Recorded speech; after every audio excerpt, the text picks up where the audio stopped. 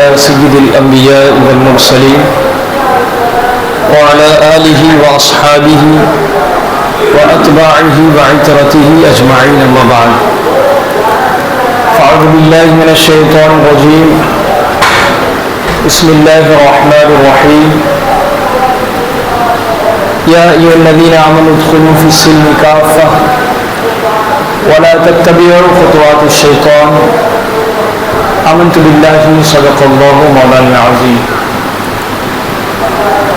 آئیے ہم اور آپ اپنی اور ساری کائنات کے مرکز عقیدت قبلہ کائنات سید کائنات معلم کائنات استاذ کائنات فخر موجودات احمد مجتبیٰ محمد مصطفیٰ صلی اللہ تعالیٰ علیہ وسلم میں اپنی عقیدت و محبت کا خراج جس طریقے سے میں پڑھاؤں میرے ساتھ مل کر بلند آواز سے پڑھیں، عقیدت و محبت میں جھوم کر پڑھیں. الصلاۃ والسلام علیک یا رسول اللہ، الصلاۃ والسلام علیک یا حبیب اللہ، الصلاۃ والسلام علیک یا نبی اللہ، الصلاۃ والسلام علیک یا نور اللہ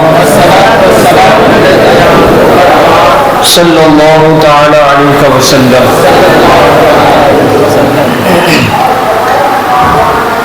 اللہ تعالیٰ کا بے پناہ فضل ہے، اس کا کرم، اس کی توفیق و عطا ہے کہ اس نے ہمیں جمعہ کی سعادت عطا فرمائی اور عبادت کا شعور عطا فرمایا. ہر اعمال خیر پر اللہ تعالیٰ نے ہم سے اجر و ثواب کا وعدہ لیا. جس قدر بندے نیکی اور خیرات میں بڑھ چڑھ کر حصہ لیں گے، اللہ تبارک و تعالیٰ اس قدر اپنے خزانہ رحمت سے اپنے بندوں کو مالا مال فرمائے گا. جمعہ کا دن ہے، بڑا ہی مقدس برگزیدہ دن ہے. درود پاک کی بڑی فضیلت ہے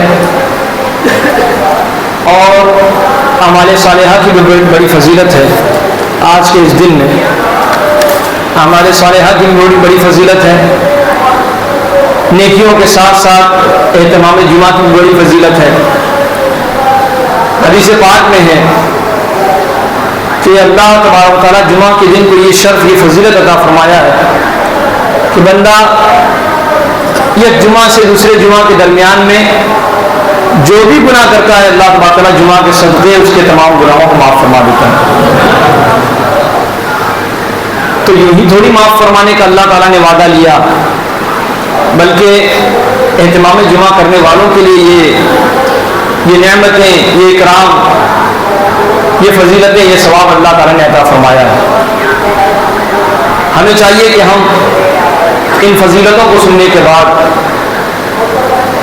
یوں ہی نہ غفلت کا شکار رہیں، بلکہ جس قدر ہو سکے، جیسے ہو سکے، ہم اس کی راہ میں بڑھ چڑھ کر اچھے کام کرنے کی کوشش کریں. اور یہی اچھے کام ہمارے لیے میزان عمل پر کام آئیں گے. ہمارے قبر کی سختیاں اسی عمل سے دور ہوں گی اور آخرت میں بھی انہی تمام معاملات سے ہمارے معاملات بحال ہوں گے اور ہمیں جو ہے اچھائی کا مجدہ سنایا جائے گا. کوشش کریں کہ دنیا آخرت کی کھیتی ہے، جس قدر اچھی کھیتی ہو سکے ہمیں اس کھیتی کو انجام دینا ہے. محنت و لگن کے ساتھ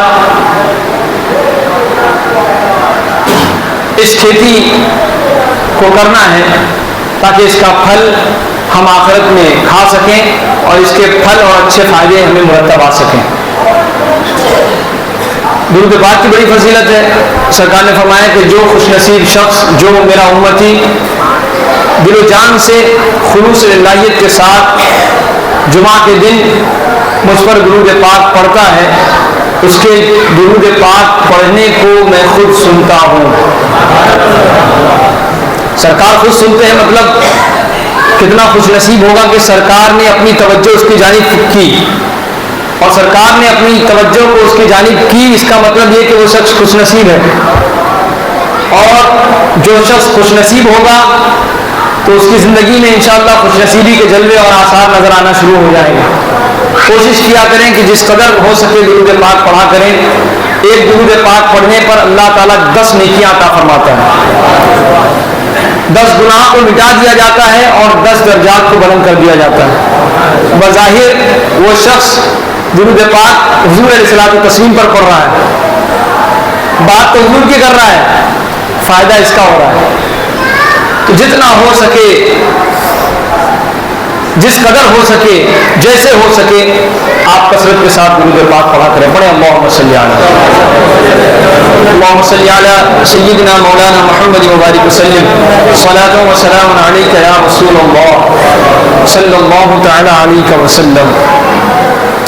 جس آیت کریمہ کی تلاوت کا میں نے شرف حاصل کیا، قرآن پاک میں اللہ تبارک تعالیٰ اہل ایمان سے مخاطب ہے، اور اہل ایمان جہاں کہیں لوگوں سے خطاب ہے اور کہیں ایمان والوں سے خطاب ہے۔ لوگوں کو آغوش اسلام میں لانے کی بات کی جاتی ہے، اور اہل ایمان کو آغوش اسلام میں رہنے کی بات کی جاتی ہے۔ اہل ایمان کو عافیت دی جاتی ہے، اور لوگوں کو آغوش اسلام کی دعوت دی جاتی ہے کہ تم اسلام کے آغوش میں آ جاؤ، امن و شانتی تمہارا مقدر بن جائے گی۔ کہیں یا ایھا الذین آمنوا اور کہیں یا ایھا الناس، اے لوگوں، اور کہیں اے ایمان والوں۔ ایمان والوں سے بہت ہی محبت بھرے انداز میں، شفقت بھرے انداز میں اللہ تعالیٰ ہم کلام ہوتا ہے، مخاطب ہوتا ہے۔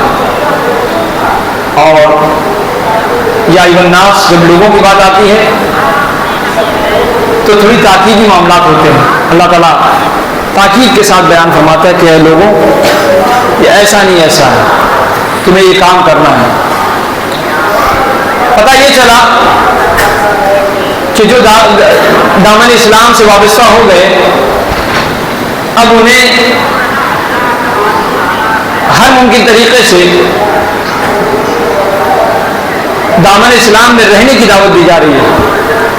یہ بتایا جا رہا ہے کہ دامن اسلام اب تم چھوڑو گے تو تمہارے لیے نقصان ہے، دنیا کا بھی نقصان، آخرت کا بھی نقصان ہے۔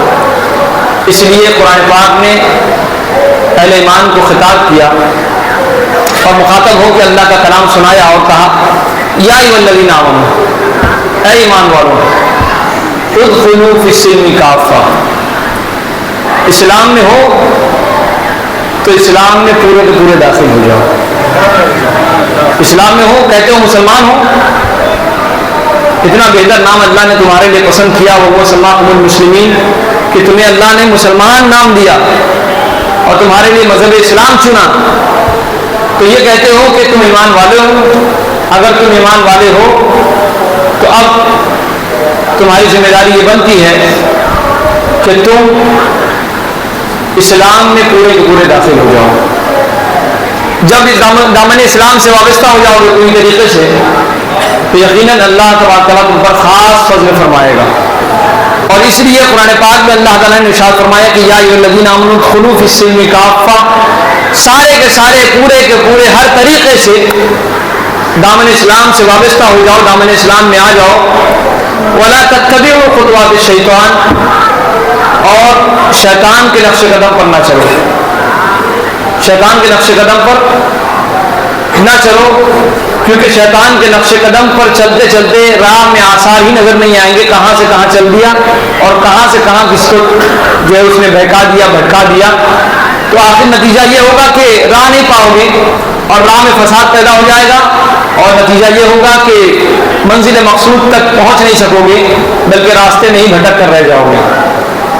اس لیے قرآن پاک نے اہل ایمان کو خطاب کیا کہ اگر ایسے کوئی حالات پیش آتے ہوں تو خبردار، اسلام میں جب پورے کے پورے داخل ہو گئے ہو تو اب دوسرے لوگوں سے امید مت رکھو، بلکہ اللہ کی ذات سے امید رکھو۔ ولا تتبعوا خطوات الشیطان، اور ہر شوشے جو شیطان چھوڑتا ہے کہ اسلام سے دور ہو جاؤ، ہر ان شوشوں سے، ہر ان جو باتوں سے، ہر ان کاموں سے جو ہے تم دور رہو. ولا تتبعوا خطوات شیطان، شیطان کے نقش قدم سے دور رہو.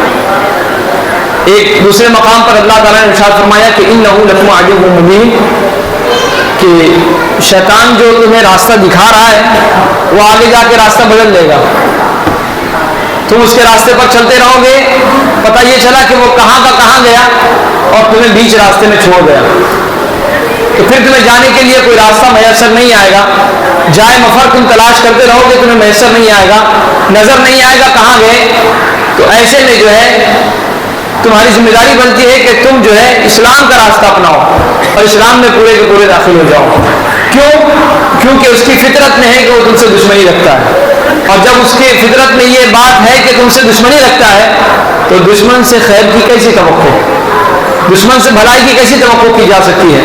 دشمن تو دشمن ہے اور اپنی دشمنی وہ کہیں نہ کہیں وہ نبھائے گا. کہیں نہ کہیں وہ دشمنی کا شوشہ چھوڑ کر اپنی دشمنی کو بروئے کار لاتے ہوئے تمہیں کہیں نہ کہیں پھنسا دے گا اور کہیں نہ کہیں گمراہیت میں تمہیں گمراہیت کے دلدل میں تمہیں ڈھکیل دے گا. اس لیے قرآن پاک نے اہل ایمان کو خطاب کیا کہ ایسا نہ ہو کہ ایمان لانے کے بعد پھر تمہارے ہاتھ سے سرمایہ ایمان چلا جائے، اسلام کا سرمایہ چلا جائے. اس لیے تمہاری ذمہ داری بنتی ہے کہ تم اسلام میں پورے کے پورے داخل ہو جاؤ. اس تعلق سے ایک روایت ہے، بڑی حدیث ہے لیکن موقع سے ہے تو اس حدیث کو میں آپ کی خدمت میں پیش کروں کہ شیطان کی بات تھی اور خود شیطان کے گھر والے شیطان کے نہیں ہوئے تو اہل ایمان کیسے شیطان کے حریف بنیں گے، شیطان کے حامی بنیں گے، شیطان کے فالوور بنیں گے. اللہ تعالیٰ نے اسی لیے مومنوں کو شیطان کے چنگل سے بچنے کی دعوت فکر دی اور اپنا دامن سنوارنے، اپنا دامن بچانے کی اللہ تعالیٰ نے تلقین فرمائی قرآن پاک کے ذریعے سے. تو شیطان کی خود کی جو جنریشن ہے وہ شیطان کے مذہب پر، اس کے مسلک پر، اس کے عقیدے پر، اس کے معاملات پر قائم نہیں رہ سکی. حدیث پاک ہے، سماعت کریں. ان عمر رضی اللہ عنہ، جناب عمر رضی اللہ عنہ سے روایت ہے، قال بین نحن قعود مع رسول اللہ مع النبی صلی اللہ علیہ وسلم، کہ ہم بیٹھے ہوئے تھے، حضرت عمر فرما رہے ہیں کہ ہم بیٹھے ہوئے تھے حضور علیہ الصلوۃ والسلام کے ساتھ علی جبل من جبال تہامہ، تہامہ کے پہاڑوں میں سے ایک پہاڑ پر کے پاس ہم بیٹھے ہوئے تھے. اس درمیان میں اذ اقبل شیخ بیدہ عصا، ایک شخص، ایک ضعیف شخص، شیخ، ایک بزرگ کی شخصیت میں، ایک بزرگ کے شکل میں ایک شخص آئے جن کے ہاتھوں میں عصا تھا. عصا لیے ہوئے آئے اور آنے کے بعد فسلم علی النبی صلی اللہ علیہ وسلم، اس نے حضور علیہ السلام کو سلام کیا. فردا، حضور علیہ السلام نے جو ہی اس کا سلام سنا، حضور علیہ السلام نے اس کے سلام کا جواب دیا. ثم قال نغمۃ الجن وغمغمتهم من انت، جیسے حضور علیہ السلام نے جن کی کچھ آواز سنی، سرکار علیہ السلام نے جن کی کچھ آواز سنی. جن ایک الگ مخلوق ہے، جیسے انسان ایک مخلوق ہے ویسے ہی اللہ کی مخلوقات میں جن بھی ایک مخلوق ہے. اب سرکار علیہ السلام نے جو ہے جن کی کچھ آواز سنی تو سید کائنات ہیں، اولین و آخرین کے نبی ہیں، تمام مخلوقات میں سب سے افضل ہیں اور سید کائنات ہیں، تمام مخلوق کے سردار ہیں. تو سب کی خبر ہے سرکار کو سب کی خبر ہے. محسوس کیا سرکار نے کہ یہاں کوئی جنوں والا معاملہ ہے. سرکار نے یہ بات محسوس کی. سرکار نے فرمایا من انت، تم کون ہو؟ ایک روایت میں ہے کہ من ای جن من انت، تو جن کی کون سے قسم سے ہے. بظاہر تو وہ شیخ نظر آ رہا ہے، صحابہ وہاں بیٹھے ہیں، موجود ہیں، اور ہونا تو یہ چاہیے کہ سوال یہ ہونا چاہیے کہ آپ کون ہیں، کہاں سے آئے ہیں، یہ سوال بنتا تھا. لیکن سرکار نے فرمایا کہ من ای جن من انت، کہ جن کے کس گروپ سے ہو تم، کس کیٹیگری سے ہو، کون سے قسم سے ہو؟ اس نے برجستہ جواب دیا کہ قال انا حامۃ بن الہیثم بن لاقس بن ابلیس، میں جو ہے میرا نام حام ہے اور میرے باپ کا نام ہیثم، اس کے اور میرے دادا کا نام لاقس اور میرے پر دادا کا نام ابلیس۔ اس جن نے کہا کہ میرے پر دادا ابلیس ہے۔ یہ حدیث پاک آپ کو سنا رہا ہوں، آپ اس کو داستان نہ سمجھیں، حدیث پاک جو سرکار سے مکالمہ ہوا وہ میں آپ کی خدمت پیش کر رہا ہوں۔ فقال نبی صلی اللہ علیہ وسلم ما بینک و بین ابلیس الا بوان، تیرے اور ابلیس کے درمیان میں تو 2 باپ کا فرق ہے، یعنی وہ تیرا پر دادا لگتا ہے ابلیس، جس حساب سے تو نے بتایا تو لگتا تو یہ ہے کہ ابلیس تیرا دادا ہے، پر دادا ہے۔ اتا لک من الدہر قال قد افنیت الدنیا عمرها الا قلیل، تو اس نے بتایا کہ یقیناً بہت زمانے سے میں ہوں اور پوری دنیا میں نے دیکھی ہے، صرف دنیا کے اب کچھ حصے باقی رہ گئے جو میں نے نہیں دیکھا، اور دنیا کی چند ہی مدت رہ گئی جو میں نے نہیں دیکھا، لیکن بقیہ جتنی دنیا جب سے ہے وہ تب سے میں دیکھ رہا ہوں معاملات۔ اس نے سرکار سے فرمایا، کہا اب اس نے اس واقعے کا تذکرہ فرمایا کہ جس دن قابل نے حابل کو قتل کیا تو ان دنوں میں میں بچہ تھا، ابلیس جن کہتا ہے کہ ان دنوں میں میں بچہ تھا اور میں جانتا تھا، باتیں سمجھتا تھا، کھاتا پیتا تھا، راستے سمجھتا تھا، راستوں کی پہچان تھی کہ کیسے آنا ہے کیسے جانا ہے، کھانا ہے، باتوں کو سمجھنا ہے، اس بات کی مجھے جو ہے وہ صلاحیتیں موجود تھی، میں جانتا تھا، شعور تھا مجھے۔ اس دن کا ذکر کر رہا ہے، اور یہ کب کی بات ہے؟ حضرت آدم علیہ الصلوۃ والتسلیم کے بیٹے حابل اور قابل، قتل مشہور ہے، قتل کا واقعہ، ہزار سال ہو گئے۔ اس دن کی بات وہ جن حضور سے اس دن کی بات وہ پیش کر رہا ہے۔ اب آپ اندازہ لگائیں، اس کے بعد وہ کہتا ہے کہ میں اس دور میں لوگوں کو فساد کی طرف ابھارتا تھا کہ یہ کام کرو ایسا ہو جائے گا، یہ کرو ایسا ہو جائے گا، یعنی فساد لگانے کا میرا کام تھا، انتشار پیدا کرنا لوگوں میں، فساد کرنا، اور اتنا ہی نہیں بلکہ میں جو ہے رشتوں میں دراڑ پیدا کرواتا تھا، رشتے منقطع کرواتا تھا، دراڑ پیدا کرواتا تھا، باپ کو بیٹے سے، بیٹے کو ماں سے، آپسی رشتے میں، یہ کام میرا تھا۔ تو اللہ کے رسول صلی اللہ علیہ وسلم نے ارشاد فرمایا، فقال رسول اللہ صلی اللہ علیہ وسلم بئس عمل الشیخ المتوسم والشاب المتولم، کہ شیخ کے کرتوت تو بڑے برے ہیں، یہ جو آیا ہے یہ شیخ صحابہ سے کہ یہ شیخ تو بڑا عمر رسیدہ ہے لیکن اس کے کارنامے بڑے برے ہیں، کارنامے بڑے برے ہیں، ماضی کے اس نے کارنامے کا ذکر کیا۔ پھر اس کے بعد جو ہے اس نے کہا کہ قال ذرنی من التردد انی تاب الی اللہ عز وجل، مجھے چھوڑ دیجئے تھوڑا سا، میں تردد میں ہوں اور میں چاہتا ہوں کہ توبہ کروں۔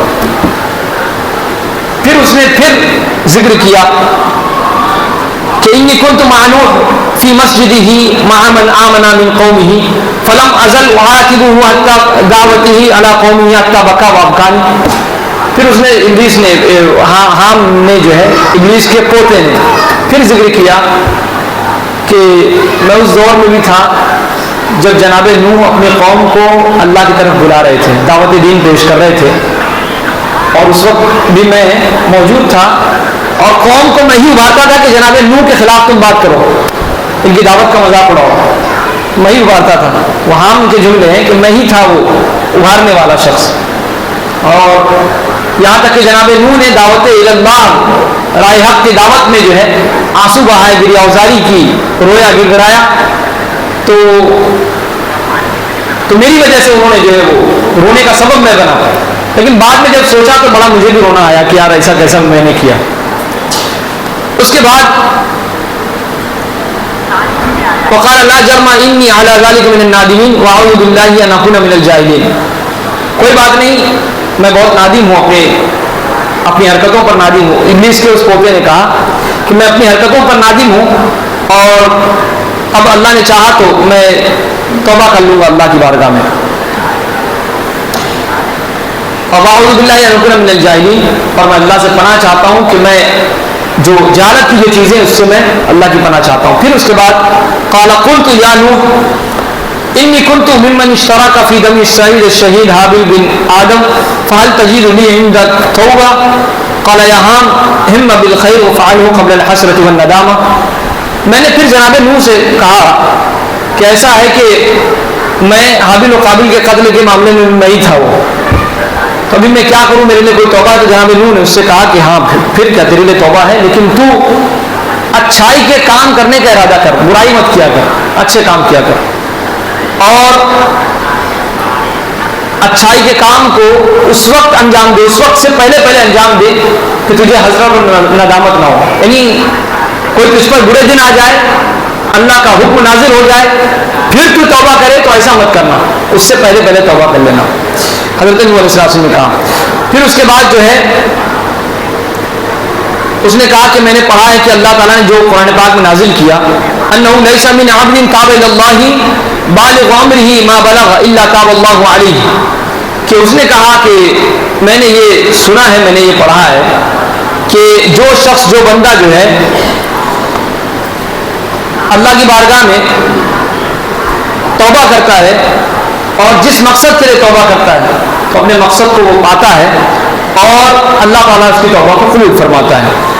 تو اب جو ہے قم فتوضا واسجد للہ سجدتین, جناب نوح نے فرمایا کہ اب ایسا کر کے اللہ کی بارگاہ میں کھڑا ہو, توبہ کر اور نماز پڑھ اور اس طریقے سے اللہ کی رضا کے لیے تو یہ کام کر.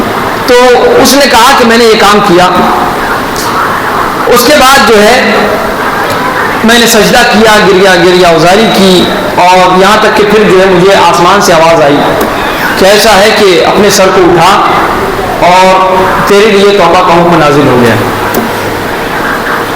فخررت للہ ساجدا, اور میں نے جو ہی یہ سنا تو پھر میں سجدے میں گر گیا. پھر اس نے پھر اپنے ماضی کا ذکر کیا کہ میں ہی جناب ہود علیہ السلام کے ساتھ ان کی مسجد میں جب ان کی قوم ایمان لائی تھی تب بھی میں جو ہے ان کی قوم کے ساتھ میں عتاب کرنے میں بھی شریک تھا, عتاب کرتا تھا, ملامت کرتا تھا جناب ہود کو. اور یہاں تک کہ جناب ہود بہت مایوس ہوئے تھے, پریشان ہوئے تھے, اور قوم کو میں نے ہی ابھارا تھا اس انہیں پریشان کرنے پر. تو جب وہ روئے تو مجھے بھی رونا آ گیا, اس لیے کہ میری وجہ سے ہو رہا تھا. جناب ہود فرماتے, جناب ابلیس کا پوتا یہ کہتا ہے کہ اس طریقے سے ہوا, جناب ہود جو ہے وہ پریشان ہوئے میری وجہ سے. فقال لا جرم انی علی ذلک من النادمین واعوذ باللہ ان اکون من الجاہلین. پھر اس کے بعد میں نے ان سے کہا اور انہوں نے پھر مجھے توبہ کی دعوت دی, میں نے توبہ کیا. پھر وہ اپنا ذکر کرتا ہے کہ میں جناب صالح علیہ السلام کے ساتھ بھی تھا جب ان کی وہ ایمان لائے, ان کی قوم ایمان لا رہی تھی, تب ان کی قوم کو دعوت حق سے ہٹانے والا میں ہی شخص تھا, بھٹکانے والا.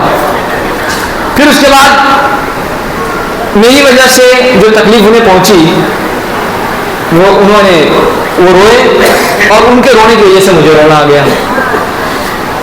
اور پھر اس کے بعد مجھے بڑی شرمندگی ہوئی. پھر میں نے اللہ کی بارگاہ میں پھر توبہ کیا. میں جناب یعقوب علیہ السلام کی کبھی کبھی زیارت کرتا تھا اور جناب یوسف علیہ السلام کے پاس بھی ہوتا تھا. جب وہ اس دور میں جب وہ موجود تھے تب میں ہوتا تھا ان کے پاس. اس طریقے سے میں نے حضرت الیاس علیہ السلام سے بھی ملاقات کی, ان سے ملاقات ہوتی. اس طریقے سے میں نے حضرت موسیٰ علیہ السلام سے بھی ملاقات کی. اور جب حضرت موسیٰ علیہ السلام کے پاس میں گیا تو میں نے ان سے کہا کہ مجھے آپ تورات سکھائیں, تورات میں کیا لکھا ہے, کیا احکام ہے, اللہ کا کیا پیغام ہے, ذرا مجھے سکھائیں. تو بہرحال جناب موسیٰ علیہ السلام نے مجھے جو ہے تورات کا پیغام سکھایا, تورات مجھے سکھائی پڑھنا. پھر اس کے بعد حام نے یعنی ابلیس کے پوتے نے حضور علیہ السلام سے کہا کہ وقالا ان لقیت عیسی ابن مریم, یعنی ابھی موسیٰ علیہ السلام سے اس کی ملاقات اور ملاقات کے بعد حضرت موسیٰ علیہ السلام حضرت عیسیٰ علیہ السلام کا پتہ دے رہے ہیں اور یہ کہتے ہیں کہ اگر تو حضرت عیسیٰ بن مریم سے ملنا تو ان سے میرا سلام کہنا, اور وَإِنِّي لَقِيتُ، پھر اس کے بعد ہوا یہ کہ زمانہ گزرا، زمانہ بیتتے بیتتے میں حضرت عیسیٰ کے پاس آیا، ان کا زمانہ پایا، ان کے زمانے میں ان سے ملا، تو میں نے ان سے حضرت موسیٰ علیہ السلام کا سلام ان سے عرض کیا. اور وَإِنَّ عِيسَىٰ قَالَ إِنِّي لَقِيتَ مُحَمَّدٍ صلی اللہ علیہ وسلم فَاقْرَؤُوا مِنِّي السَّلَامَ. اور پھر میں نے جناب عیسیٰ سے ملاقات کی، جناب عیسیٰ نے آپ کی طرف مجھے بتایا، آپ کا پتہ دیا، اور آپ کا جب پتہ دیا تو انہوں نے جو ہے مجھ سے کہا کہ حضور علیہ السلام تک میرا پیغام پہنچا دینا، میرا سلام عرض کرنا ان سے. فارسل رسول اللہ صلی اللہ علیہ وسلم، تو اس نے حضور علیہ السلام کو حضرت عیسیٰ علیہ السلام کا جو ہے وہ سلام سنایا. جو ہی سلام سنایا حضور علیہ السلام کو، تو سرکار علیہ السلام کی چشمان مبارک جو ہے وہ تر ہو گئی، آنکھوں سے آنسو جاری ہو گئے. سرکار یہ پوری باتیں جو ہے وہ سرکار سے کہہ رہا ہے. ہاں ثم بکا، سرکار رونے لگے. ثم قال، پھر سرکار نے فرمایا کہ وعلی عیسیٰ السلام، جناب عیسیٰ علیہ السلام پر سلام، ما دامت الدنیا، جب تک دنیا جاری رہے گی تب تک سلامتی ہو ان پر. اور پھر اس کے بعد وعلیک السلام یا حام، اور اے حام تم نے سلامتی بھیجی ہے، ان کا سلام تم نے مجھ تک لایا ہے، لہذا تجھ پر بھی سلام. اب اس کے بعد جو ہے قال رسول اللہ صلی اللہ علیہ وسلم، پھر اللہ کے رسول اس نے کہا کہ اے اللہ کے رسول افعل بی ما فعل بی موسیٰ، کہ ایسا کیجئے جو جناب موسیٰ علیہ السلام نے مجھے سکھایا ہے، ایسا کیجئے کہ آپ مجھے بھی وہ چیز سکھا دیجیے، آپ جو انہوں نے مجھے سکھایا، تورات سکھایا، آپ مجھے بھی سکھا دیجیے. انہ علمنی من التورات قال فعلمہ رسول اللہ صلی اللہ علیہ وسلم، تو جناب موسیٰ نے انہیں تورات سکھائی تھی، تو حضور علیہ السلام نے انہیں 10 سورتیں کچھ سکھائی. کس کو؟ حام کو. اور اس میں سے سورہ کا ذکر ہے کہ اذا وقعت الواقعہ والمرسلات وعما يتساءلون واذا الشمس كورت والمعوذتين، یعنی قل اعوذ برب الفلق، قل اعوذ برب الناس، وقل هو الله احد. اور اتنا سب ہونے کے بعد پھر سرکار نے، چونکہ فریادی تھا، وہ سرکار کی بارگاہ میں آیا تھا، امام الانبیاء کے پاس آیا تھا، سید الخلائق کے پاس آیا تھا، نبیوں کے نبی کے پاس آیا تھا، سرور کائنات کے پاس آیا تھا، مقدر سوارنے آیا تھا. تو اپنی پوری داستان اس نے سنا دی. سنانے کے بعد سرکار نے فرمایا کہ وقال ارفع علینا الینا حاجتک، پیش کر تیری کیا حاجت ہے، کیا ضرورت سے آیا ہے، اپنی ضرورت پیش کر، کیا چاہتا ہے تو کیا مقصد ہے. ہم کہتے ہیں نا کہ کوئی مدد ہے تو بتائیے میں آپ کی مدد کروں، تو کوئی مدد ہے، کوئی ضرورت ہے تو بتا. سرکار نے اس سے کہا. پھر سرکار نے فرمایا کہ اگر کوئی ضرورت ہو تو بتا، اور اتنا ضرور کرنا کہ ولا تدع زیارتنا، جن میں سے ہے تو ایمان لایا ہے، اور اتفاق ایسا ہے کہ ابلیس کا پوتا ہے، تو کبھی کبھی جو ہے ہماری زیارت کو آیا کر، جب بھی رہا کر، جب موقع مل جایا کرے تو چلا آیا کر. ولا تدع زیارتنا، ہماری زیارت نہ چھوڑنا، آتے رہنا. قال عمر رضی اللہ تعالیٰ عنہ، جناب عمر اس حدیث کے راوی ہیں، بیان فرماتے ہیں کہ فقبض رسول اللہ صلی اللہ علیہ وسلم، کہ وہی ایک ملاقات تھی ابلیس کے پوتے کی، اور پھر اس کے بعد کوئی ملاقات ہماری نہیں ہوئی، یہاں تک کہ سرکار اس عالم فانی سے رخصت ہو گئے. اس کے بعد ورم یعود الینا، اور وہ پھر وہ ابلیس کا پوتا نظر نہیں آیا. فلا ندری الان حی ام ہوا میت، اب ہمیں یہ بھی نہیں پتا، جناب عمر فرماتے ہیں کہ ہمیں یہ بھی نہیں پتا کہ زندہ ہے کہ مر گیا. کتنی لمبی عمر ہوگی، آپ اندازہ لگائیں. حدیث پاک کا مفہوم یہ ہے کہ آپ اندازہ لگائیں کہ خود شیطان جس چیز کی طرف لوگوں کو بلا رہا ہے، برائی کی طرف، اس کی آنے والی نسل جو اسی کے نسلوں سے ہے، نسل در نسل منتقل ہوتے ہوتے پوتے تک بات پہنچی. پوتا اسلام قبول کر لیا ہے، پوتا مسلمان ہو گیا ہے، اور اپنے آباء و اجداد کا دین چھوڑ چکا ہے، اور وہ مسلمان ہو گیا ہے. اور ایک ہم ہیں، انسان ہیں، مسلمان ہیں، لیکن ہم شیطانی حرکتوں سے باز نہیں آتے، ہر برائی ہمارے اندر موجود ہے. اس نے وہ تمام حرکتیں بتا کر چھوڑ دی کہ میں نے یہ جرم کا ارتکاب کیا تھا، یہ ایسا کیا تھا، ویسا کیا تھا. ہر برائی کا جڑ میں تھا اور لوگوں میں برائیاں پھیلاتا تھا اور رشتوں کو توڑتا تھا, رشتوں میں دراڑ پیدا کرتا تھا. یہ تمام کام میرے تھے, لیکن میں نے سچی توبہ کی. سرکار نے اس کی توبہ قبول کی, اسے صورتیں یاد کروائی, اور پھر اس کے بعد سرکار نے اس سے بڑی جو ہے اس سے محبت کے ساتھ سرکار پیش آیا, شفقت کے ساتھ پیش آیا. اور اس طریقے سے وہ موجود ہے, نہیں موجود ہے بات کی بات ہے, لیکن کہنے کا مطلب یہ کہ اس نے اپنے آباء و اجداد کا دین چھوڑ دیا. لیکن آج ہم, وہ خود اس کی نسل سے ہے, شیطان کی نسل سے ہے, لیکن اس نے اپنی نسل سے اپنا واسطہ توڑ دیا. ہمارا شیطان سے دور دور کا کوئی واسطہ نہیں ہے, وہ ایک الگ نسل سے ہے, ایک الگ ترین مخلوق ہے, آگ سے پیدا ہے, ہم مٹی سے پیدا ہیں, دونوں کا کہیں ملن نہیں ہو سکتا. لیکن ہمارے مزاج اور معاملات کو دیکھ لیں کہ ہم شیطان کے ہم فکر و مزاج ہوتے چلے جا رہے ہیں, ہر طرح کی برائی ہمارے اندر موجود ہے. اس لیے قرآن پاک نے بیان کیا کہ یا ایھا الذین آمنوا, اے ایمان والو, ادخلوا فی السلم کافہ, کہ اسلام میں پورے کے پورے داخل ہو جاؤ. ولا تتبعوا خطوات الشیطان, کہ شیطان کے نقش قدم پر مت چلو. پھر اس کے بعد قرآن پاک نے کہا کہ انہ لکم عدو مبین, کہ وہ بے شک تمہارا کھلا ہوا دشمن ہے. اس لیے ایک دوسرے مقام پر ہے کہ شیطان تمہارا کھلا ہوا دشمن ہے, لہٰذا تمہاری یہ ذمہ داری بنتی ہے کہ تم اس سے کھل کر دشمنی کرو, دشمن سے کھل کر دشمنی کرو, تاکہ اسے اس کا اندازہ ہو جائے کہ یہ میرا کھلا ہوا دشمن ہے, اور جسے یہ اس بات کا اندازہ ہو جائے گا کہ یہ میرا کھلا ہوا دشمن ہے, تو ہمیشہ اس کے مکر و فریب سے بچنے کی کوشش کرے گا. اس لیے ہمیں قرآن پاک نے دعوت فکر دی کہ تم جو ہے شیطان سے بچو اور اسلام میں پورے کے پورے داخل ہو جاؤ. اللہ تبارک و تعالی ہم سب کو نیکیوں کی توفیق عطا فرمائے, اور ہم سب کو اچھا سچا نیک مسلمان بن کر زندگی گزارنے کی توفیق عطا فرمائے. ہم سب کو اسلام کے تمام طرح احکامات